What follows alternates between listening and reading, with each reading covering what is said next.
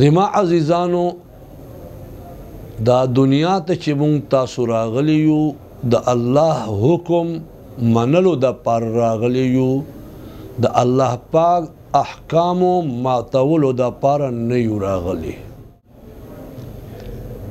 الله تبارک وتعالی احکامو ماتولو ته ګناه وایي. هر ګناه چې کبیره وي هغه د تباهی ذریعہ وي. انسان نه چې خطائی وشي او الله حکم مات شي وړه ګناه دې سړی وړه نه بولي. نحمده ونصلي ونسلم على رسوله الكريم اما بعد فاعوذ بالله من الشيطان الرجيم بسم الله الرحمن الرحيم إن الله يحب التوابين ويحب المتطهرين صدق الله العظيم. خوږو معززو مکرمو او محترمو مسلمانانو ورونو او خویندو میندو، الله تعالی جل جلاله امن والوه مونږ ته دا وجود را کړی دی او روح یې را کړی دی. دا جسم او دا روح زمون دا دواړه د الله د طرف نه امانت دی. لکه څنګه یو کس چاته یو سیز امانت په تور باندې ورکړي او ورته وایي چې زما دا سیز تا خواته امانت دی خو خپل مرضی مطابق استعمالول شي خو په دې اصولو باندې. کدی اصولو مطابق ته که استعمال نکو نو بیا دا سیز بزلتا واخلمه بیا هغه سیز مونږه ډېر لوی احتیاط سره استعمالو او د دوی اصولو مطابق یې استعمالو چې مونږ نه ضایع نشي. دا وجود الله تبارک وتعالی مونږ ته راکړی دی او دې دپاره راکړی دی چې د دو اصولو مطابق بیا مونږ استعمالو. صرف د الله عبادت پا پکو د الله رضا مطابق پا کارو دی وجود نه اخلو.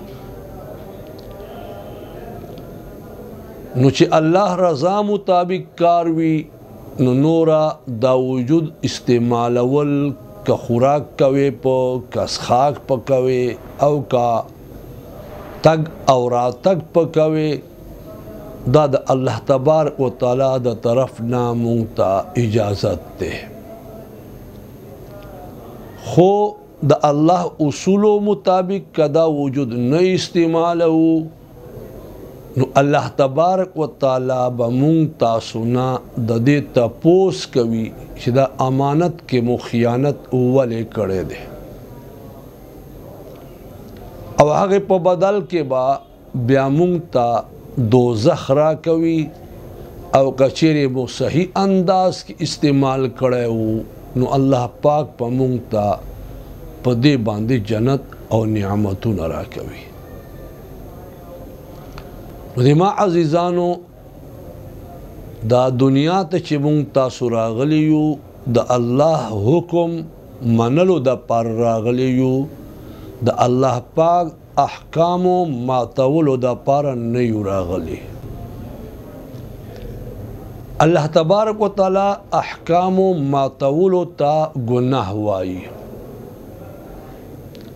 او دا ګناه کبیره هم شته او صغیره هم شته. کبیره ګناه هغه هر ګناه چې کبیره وي هغه د تباهی ذریعہ وي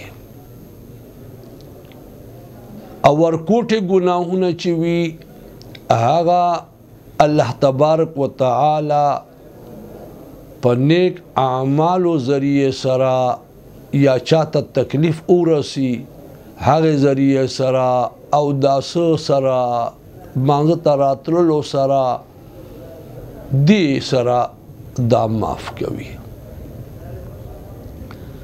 بهرحال انسان نه چې خطائی وشي او الله حکم مات شي نو الله تعالی جل جلاله امنواله په دې باندې خفا کیږي.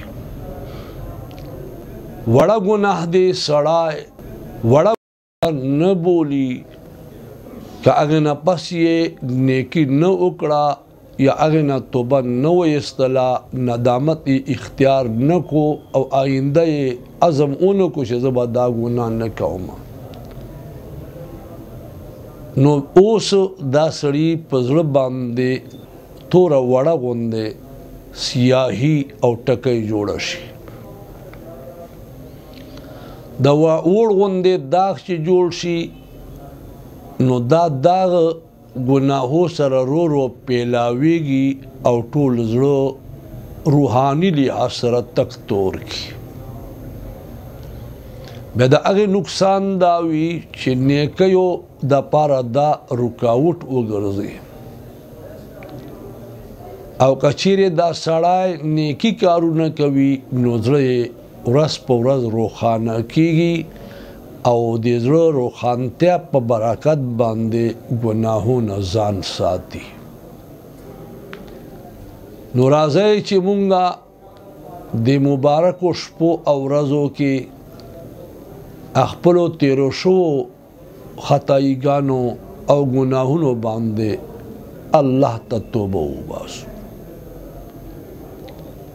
الله تبارک و تعالی معافی کوونکی ذات ته په معمولی قدر اوخ کې سره الله تعالی جل شانه ګناهونه معاف کوي او الله پاک جل شانه دې سړي باندې د دوزخ اور حراموي.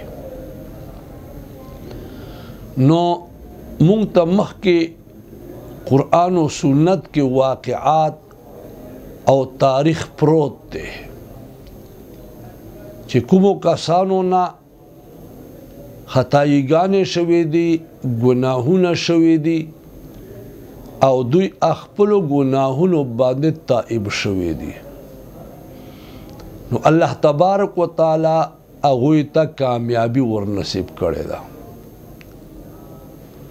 یا کومو کسانو ته ګناه وړاندې شوې ده خو هغوی د الله استحضار الله ما ویني الله ما سره دی دا سوچ او فکر لري بیا داسې کس ابتدا نه ځان د ګناهونو نه بچ کړی دی او الله تبارک و تعالی هغه سړی دنیا ته سرخرو کړی او د دو عزت او د کامیابی اعلان یې کړی دی.